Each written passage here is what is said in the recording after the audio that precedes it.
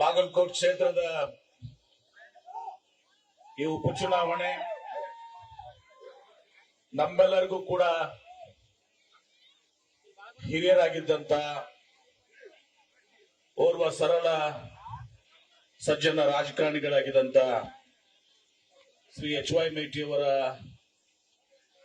ನಿಧನದಿಂದ ತೆರವಾದಂತ ಈ ಚುನಾವಣೆಗೆ ನಮ್ಮ ಕಾಂಗ್ರೆಸ್ ಪಕ್ಷದ ಅಭ್ಯರ್ಥಿ ಎಚ್.ವೈ. ಮೇಟಿ ಸಾಹೇಬರ ಕಿರಿಯ ಸುಪುತ್ರ ಉಮೇಶ್ ಮೇಟಿ ಅವರ ಚುನಾವಣಾ ಪ್ರಚಾರ ಕಾರ್ಯಕ್ರಮದಲ್ಲಿ ಇಂದು ನಮ್ಮನ್ನು ಉದ್ದೇಶಿಸಿ ಮಾತನಾಡಲಿಕ್ಕೆ ಆಗಮಿಸಿದಂತ ನಮ್ಮ ಕರ್ನಾಟಕ ರಾಜ್ಯದ ಜನಪ್ರಿಯ ಮುಖ್ಯಮಂತ್ರಿಗಳು ಬಡವರ ಪರವಾಗಿ, ರೈತರ ಪರವಾಗಿ, ಹಿಂದುಳಿದವರ ಪರವಾಗಿ, ಅಲ್ಪಸಂಖ್ಯಾತರ ಪರವಾಗಿ ಇವತ್ತು ಅಪಾರವಾದಂತ ಒಂದು ಕಾಳಜಿಯನ್ನ, ಬದ್ಧತೆಯನ್ನು ಹೊಂದಿದಂತ ನಮ್ಮ ನಾಯಕರಾದಂತ ಸನ್ಮಾನ್ಯ ಶ್ರೀ ಸಿದ್ದರಾಮಯ್ಯ ಸಾಹೇಬ್ರೆ, ಜಿಲ್ಲಾ ಉಸ್ತುವಾರಿ ಸಚಿವರಾದಂತಹ ಶ್ರೀ ತಿಮ್ಮಾಪುರ್ ಅವರೇ, ಸಚಿವರಾದಂತಹ ಶ್ರೀ ಜಮೀರ್ ಅವರೇ, ಸಚಿವರಾದಂತಹ ಶ್ರೀ ಸುರೇಶ್ ಬೈರೂತಿ ಅವರೇ, ಶಿವಾನಂದ್ ಪಾಟೀಲ್ ರೇ, ಹಿರಿಯರಾದಂತ ಮಾಜಿ ಸಚಿವರಾದಂತಹ ಎಸ್.ಆರ್. ಪಾಟೀಲ್ ರೇ, ನಸೀರ್ ಅಹಮದ್ ಅವರೇ, ಜಿಲ್ಲಾ ಕಾಂಗ್ರೆಸ್ ಕಮಿಟಿ ಅಧ್ಯಕ್ಷ ನಂಜಯ್ಯನ್ ಮಠ್ ಅವರೇ,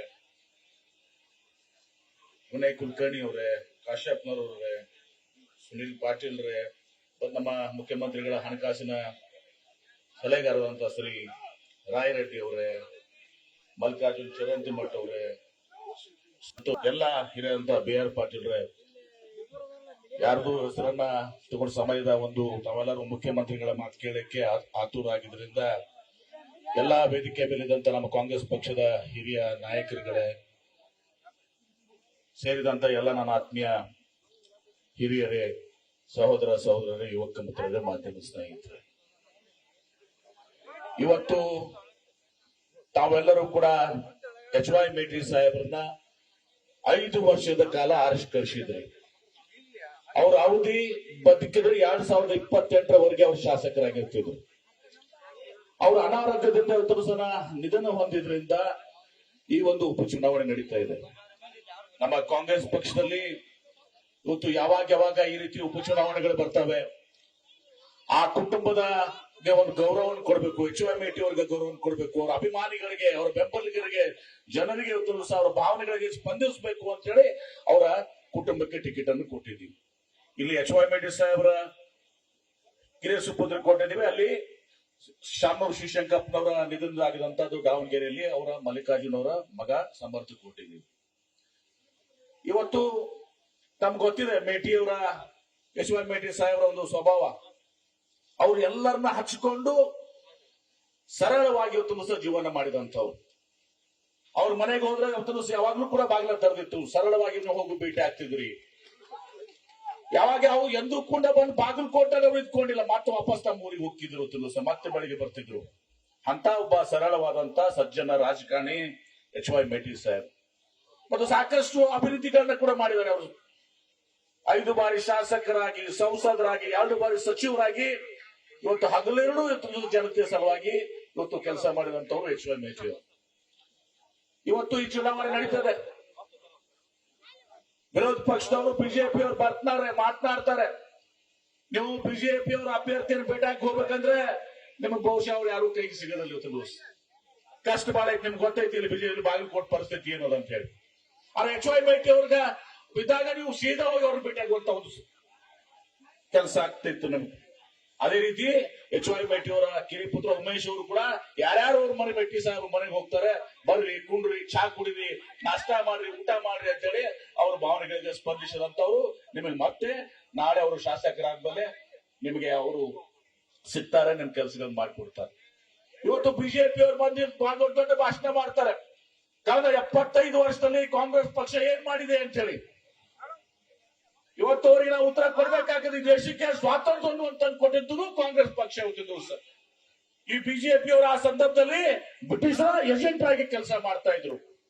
ಮೊನ್ನೆ ರಾಜ್ಯಸಭೆಯಲ್ಲಿ ಒಬ್ಬ ನಮ್ಮ ರಾಜ್ಯಸಭಾ ಸದಸ್ಯರು ಮಾತನಾಡ್ತಾ ಇದ್ರು, ಇಮ್ರಾನ್ ಪ್ರತಾಪಿ ಅಂತ. ಅವ್ರು ಹೇಳ್ತಾರೆ, ಇಂಡಿಯಾ ಗೇಟ್ ಮುಂದೆ ಇವತ್ತೇನು ಸ್ವಾತಂತ್ರ್ಯ ಹೋರಾಟದಲ್ಲಿ ಇವತ್ತು ಸಹ ಪ್ರಾಣ ತ್ಯಾಗ ಮಾಡಿದ್ದಾರೆ. ಅವರೆಲ್ಲರ ಹೆಸರುಗಳಿದಾವೆ, ಇವತ್ತು ಸಹ ಸಾವಿರಾರು ಜನರ ಹೆಸರುಗಳಿದಾವೆ. ಅದರಲ್ಲಿ ಸುಮಾರು 100ಕ್ಕಿಂತ ಜಾಸ್ತಿ ಜನ ಮುಸಲ್ಮಾನ್ ಸಮುದಾಯದ ಜನರದು ಕೂಡ ಸ್ವಾತಂತ್ರ್ಯ ಹೋರಾಟದಲ್ಲಿ ತ್ಯಾಗ ಬಲಿದಾನ ಮಾಡಿದ್ದಾರೆ. ಅವ್ರು ಕೇಳಿದ್ರು ಆ ಹೆಸರುಗಳಲ್ಲಿ ಯಾರಾದ್ರೂ ಕೂಡ ಬಿಜೆಪಿ ಅವರು ಒಂದೆರಡು ಹೆಸರು ಇದಾವೇನು ಅಂತ ಹೇಳಿ. ಯಾರು ಬಿಜೆಪಿ ಅವರು ಅಲ್ಲಿ ಹೆಸರು ಇಲ್ಲ, ಯಾಕಂದ್ರೆ ಅವರು ಸ್ವಾತಂತ್ರ್ಯ ಹೋರಾಟದಲ್ಲಿ ಭಾಗವಹಿಸಿಲ್ಲ. ಸರ್ ಇವತ್ತು ಬಂದು ನಮಗೆ ದೇಶಾಭಿಮಾನ, ರಾಷ್ಟ್ರಾಭಿಮಾನ, ದೇಶ ಅಂತೇಳಿ ಸರ್ ನಮಗೆ ಪಾಠ ಹೇಳಕ್ ಬರ್ತಾರೆ ತಂದ್ರು ಸರ್. ದೇಶವನ್ನ ಕಟ್ಟಿದ್ದು ಕೂಡ ಕಾಂಗ್ರೆಸ್. ಅವಾಗ ವಿದೇಶದಿಂದ ನಾವು ಕೆಂಪು ಜೋಳ, ಕೆಂಪು ಗೋಧಿ ತರಿಸ್ಕೊಂಡು ಸರ್ ನಾವು ಆಹಾರವನ್ನ ಬಳಸ್ಕೋಬೇಕಾಗಿತ್ತು, ಊಟ ಮಾಡ್ಬೇಕಾಗ್ತಿತ್ತು. ಜವಾಹರ್ಲಾಲ್ ನೆಹರು ಅವರು ಪ್ರಧಾನಮಂತ್ರಿ ಆದ್ಮೇಲೆ ಇವತ್ತು ಹಸಿರು ಕ್ರಾಂತಿಯನ್ನು ಮಾಡುವ ಮೂಲಕ, ತದನಂತರ ನಮ್ಮ ಲಾಲ್ ಬಹದ್ದೂರ್ ಶಾಸ್ತ್ರಿ ಅವರನ್ನ ಮುಂದುವರಿಸಿಕೊಂಡು ಹೋಗಿದ್ರಿಂದ ಇವತ್ತು ನಾವು ಆಹಾರ ಉತ್ಪಾದನೆಯನ್ನ 150 ಕೋಟಿ ಎಷ್ಟು ಜನಕ್ಕೆ ಸಾಕಾದಷ್ಟು ನಾವು ಆಹಾರ ಉತ್ಪಾದನೆಯನ್ನು ಮಾಡ್ತಾ ಇದೀವಿ. ವಿದೇಶಿಗೆ ರಫ್ತು ಕೂಡ ಮಾಡ್ತಾ ಇದೀವಿ. ನಿಯಂತ್ರಣವನ್ನು ಸರ್ ನಾವು ಕಳಿಸ್ತಾ ಇದೀವಿ. ಈ ದೇಶದಲ್ಲಿ ಒಂದು ಸೂಜಿನೂ ಕೂಡ ಉತ್ಪಾದನೆ ಆಗ್ತಿರ್ಲಿಲ್ಲ, ಡಬಣ ಬಿಡ್ರಿ ನಾವು ಸೂಜಿ. ಆದ್ರೆ ಅವರು ಇವತ್ತು ನವರತ್ನ ಕಂಪನಿಗಳನ್ನ, ಈ ಎಲ್ಲಾ ಪಬ್ಲಿಕ್ ಸೆಕ್ಟರ್ ಯೂನಿಟ್ಸ್ ಎಲ್ಲ ಪ್ರಾರಂಭ ಮಾಡುವ ಮೂಲಕ, ಉದಾಹರಣೆಗಾಗಿ ನಮ್ಮದೇ ತಗೊಳ್ಳಿ, ನಮ್ಮ ರಾಜ್ಯದಲ್ಲಿ HAL, BHEL, BEL, HMT, ಇವತ್ತು ಅನೇಕ institute, IIT, IIM, Indians of science, ISRO ಇದೆಲ್ಲ ಪ್ರಾರಂಭ ಮಾಡಿದ ಯಾರು? ನರೇಂದ್ರ ಮೋದಿ ಅವರು ಮಾಡಿದ್ರ? ಕಾಂಗ್ರೆಸ್ ಪಕ್ಷದಲ್ಲಿ ಅವಧಿಯಲ್ಲಿ ಆಗಿದಂತದ್ದು. ತದನಂತರ ಶ್ರೀಮತಿ ಇಂದಿರಾ ಗಾಂಧಿ ಅವರು ಪ್ರಧಾನಮಂತ್ರಿ ಆದ್ಮೇಲೆ ದೊಡ್ಡ ಬದಲಾವಣೆ ಆಯಿತು ದೇಶದಲ್ಲಿ. ಇವತ್ತು ಗರೀಬಿ ಹಠಾವ್, ಬಡತನವನ್ನ ಓಡಿಸ್ರಿ, ನಿರ್ಮೂಲನೆ ಮಾಡ್ರಿ. ರೋಟಿ ಕಪಡ ಅವ್ರ ಮಕಾನ್ ಅಂದ್ರೆ ಅನ್ನ, ಬಟ್ಟಿ ಮತ್ತು ಮನೆಗಳನ್ನ 20 ಅಂಶಗಳ ಕಾರ್ಯಕ್ರಮ ಮಾಡುವ ಮೂಲಕ ಇವತ್ತು ಬಡವರಿಗೆ ಮನೆ ಕಟ್ಟುವಂತ ಪ್ರಾರಂಭ ಆಗಿದ್ದು ಇಂದಿರಾ ಗಾಂಧಿ ಅವರಿಂದ. ಈ ಪಡಿತರ ವ್ಯವಸ್ಥೆ, ಈ ಎಲ್ಲ ವೃದ್ಧಾಪ್ಯ ವೇತನ, ಅಂಗವಿಕಲ ವೇತನ, ಈ ಪೆನ್ಷನ್ಗಳು ಪ್ರಾರಂಭ ಮಾಡಿದಂಥದ್ದು ಇಂದಿರಾ ಗಾಂಧಿ ಅವರು.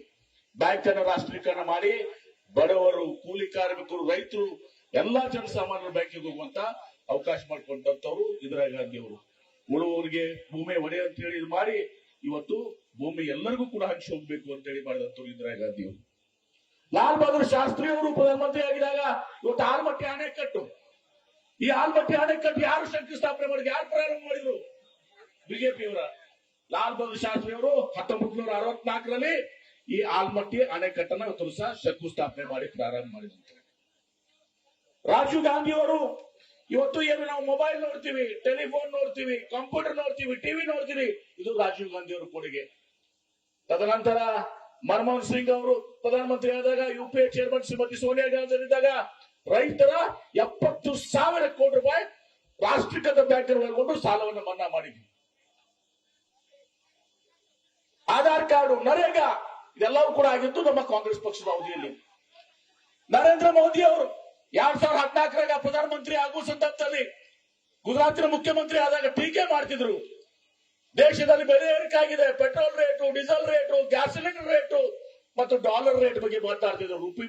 ರೂಪಾಯಿ ಮುಂದೆ, ಡಾಲರ್ ಮುಂದೆ ರೂಪಾಯಿ ಕುಸಿದು ಬಿದ್ದಿದೆ, 58 ರೂಪಾಯಿ ಆಗಿದೆ ಅಂತ ಹೇಳ್ತಿದ್ರು.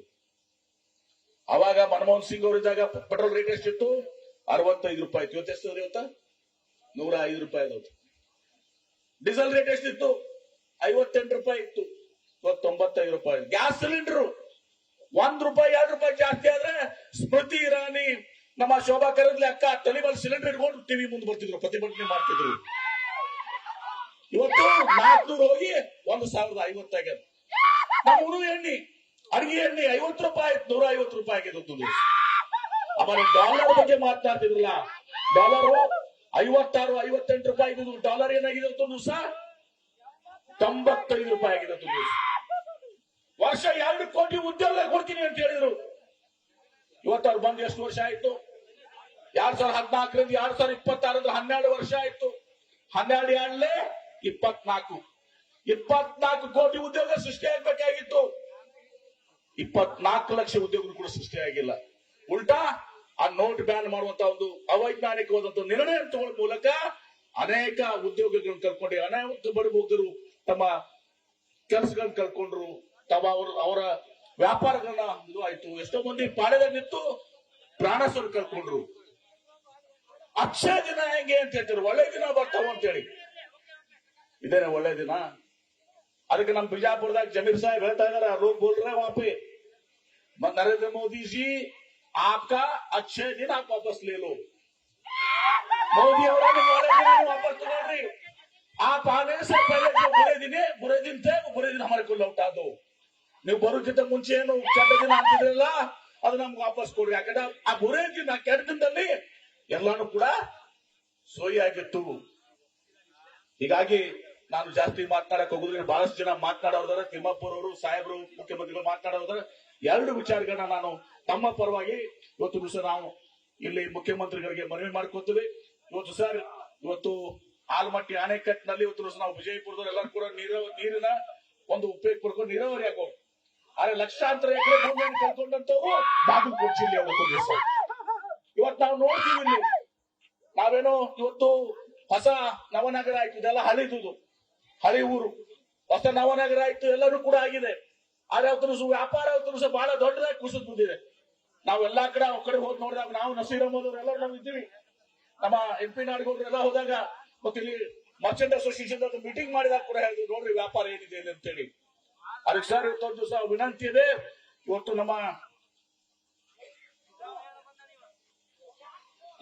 ಯೂನಿಟ್ 3ರಲ್ಲಿ ನವನಗರ ಯೂನಿಟ್ 3ರಲ್ಲಿ ಸರ್ ಯೂನಿಟ್ 3ರಲ್ಲಿ ಅವ್ರು 200 ಎಕರೆ ರೆಸಿಡೆನ್ಶಿಯಲ್ ಇಂದ ಕಮರ್ಷಿಯಲ್ ಮಾಡಿ ಅಲ್ಲಿ ಮಾರ್ಕೆಟ್ ಮಾಡಿಕೊಟ್ರೆ ಇವತ್ತು ದಿವಸ ಎಲ್ಲರಿಗೂ ಉಪಯೋಗ ಆಗ್ತದೆ ಅಂತ ಹೇಳಿದಾರೆ ಹೌದಲ್ರಿ ಶೆಟ್ಟವ್ರ ನವೆಂಬರ್ ನವನಗರ 3ನೇ ಹೋದ್ರಲ್ಲಿ ಯೂನಿಟ್ ನಲ್ಲಿ 200 ಎಕರೆ ಸರ್ ಅಕ್ವಿಸಿಷನ್ ಆಗಿದೆ ನಮ್ಗೇನೋದ ಹಣಕಾಸಿನ ನಮ್ಗೆ ಅದ್ರ ಮೇಲೆ ಬರೆ ಬೆಳೆದಿಲ್ಲ ಅದನ್ನ ರೆಸಿಡೆನ್ಶಿಯಲ್ ತಗೊಂಡು ಕಮರ್ಷಿಯಲ್ ಮಾಡಿ ಅಲ್ಲಿ ಮಾರ್ಕೆಟ್ ಮಾಡಿದ್ರೆ ಅವ್ರ ಹಣನೂ ಕೂಡ ಇವತ್ತು ಸಹ ಕೊಡಕ್ ತಯಾರಿದ್ದಾರೆ ಸರ್ ಅದೊಂದು ಇವತ್ತು ಮುಖ್ಯವಾಗಿ ಆಗ್ಬೇಕಾಗಿದೆ ಎರಡನೇದಾಗಿ BTED ಇವತ್ತು ಸಹ ಇಂಪ್ರೂವ್ಮೆಂಟ್ ಮತ್ತು ನಮ್ಮ ಮೇಂಟೆನೆನ್ಸ್ ಗೆ ಹೆಚ್ಚಿನ ಹಣ ಕೊಡ್ಬೇಕಾಗಿದೆ ಯಾಕಂದ್ರೆ ಮುನ್ಸಿಪಾಲಿಟಿಯಲ್ಲಿ ಇವತ್ತು ಸಹ ಕಾರ್ಪೊರೇಷನ್ ಅಲ್ಲಿ ಅಷ್ಟು ಕೆಲಸ ಆಗೋದಿಲ್ಲ ಅನ್ನೋದು ಬೇಡಿಕೆ ಇದೆ ಮೂರನೇದಾಗಿ ಎಲ್ಲರ ಬೇಡಿಕೆ ಇವತ್ತು ಮೊದಲಲ್ಲಿ ಸ್ಪಿನ್ನಿಂಗ್ ಮಿಲ್ ಇತ್ತು ಸಿಮೆಂಟ್ ಫ್ಯಾಕ್ಟರಿ ಇತ್ತು ಇವತ್ತು ಅವು ಎರಡು ಮುಚ್ಚಿ ಹೋಗಿದ್ರಿಂದ ಉದ್ಯೋಗದ ನಷ್ಟ ಆಗಿದೆ ಇಲ್ಲಿ ವಿಶೇಷವಾದಂತ ಇನ್ಸೆಂಟಿವ್ಸ್ ಅನ್ನು ಕೊಡುವ ಮೂಲಕ ಇಲ್ಲಿ ಒಂದು ಬೃಹತ್ ಇಂಡಸ್ಟ್ರೀಸ್ ಬಂದ್ರೆ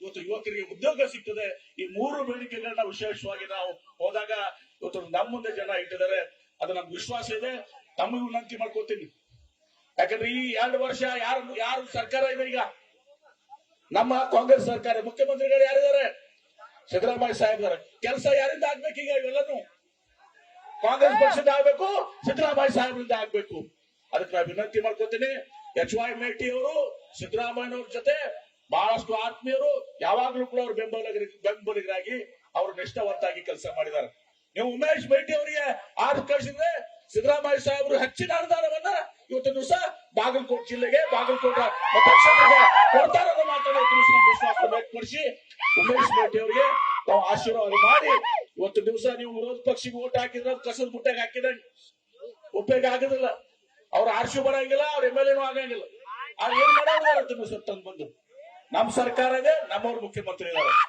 ಅದಕ್ಕೆ ಬಾಗಲಕೋಟದ ಈ ಎಲ್ಲಾ ಸಮಸ್ಯೆಗಳು ಈಡೇರ್ಬೇಕಂದ್ರೆ ಮುಂದಿನ 2 ವರ್ಷದಲ್ಲಿ ನಮ್ಮ ಮುಖ್ಯಮಂತ್ರಿಗಳು ಸಿದ್ದರಾಮಯ್ಯನವರು ಉಮೇಶ್ ಮೇಟಿ ಅವ್ರ ಮೇಲೆ ಒಂದು HY ಮೇಟಿ ಅವ್ರ ಮೇಲೆ ಇದ್ದಂತ ಪ್ರೀತಿಯನ್ನ ಉಮೇಶ್ ಮೇಟಿ ಅವ್ರಿಗೆ ಮಾಡ್ಕೊಂಡು ಈ ಎಲ್ಲಾ ಕೆಲಸಗಳನ್ನ ಅವ್ರು ಮಾಡ್ಕೊಡ್ತಾರೆ ನಾವೆಲ್ಲರೂ ಕೂಡ ಅವ್ರ ಜೊತೆಗೆ ಇರ್ತೀವಿ ನಿಮ್ ಪರವಾಗಿ ನಾವು ಇರ್ತೀವಿ ಅನ್ನೋ ಮಾತನ್ನ ಹಿಂದೆನೂ ಕೊಡೋದೇ ಇವತ್ತು ಕೂಡ ಹೇಳ್ತಿದ್ವಿ ಅದಕ್ಕೆ ಉಮೇಶ್ ಮೇಟಿ ಅವರಿಗೆ ಆರಿಸ್ತವ್ರ ಮೂಲಕ ಇವತ್ತು ಮೇಟಿ ಅವರಿಗೆ ನೀವು ನಿಜವಾದಂತ ಶ್ರದ್ಧಾಂಜಲಿ ಅರ್ಪಣೆ ಮಾಡ್ಬೇಕು ಅವರ ಆತ್ಮಕ್ಕೆ ಶಾಂತಿ ಅಂತ ಕೊಡ್ಬೇಕು ಆ ಕೆಲಸವನ್ನು ತಾವು ಮಾಡ್ತೀರಿ ಅಂತ ಹೇಳಿ ತಮ್ಮಲ್ಲಿ ವಿನಂತಿ ಮಾಡ್ಕೊಂಡು ಕೇಳ್ಕೊಂಡು ನನ್ನ ಮಾತಿಗೆ ವಿರಾಮ ಮಾಡ್ತೀನಿ ಎಲ್ಲರಿಗೂ ನಮಸ್ಕಾರ.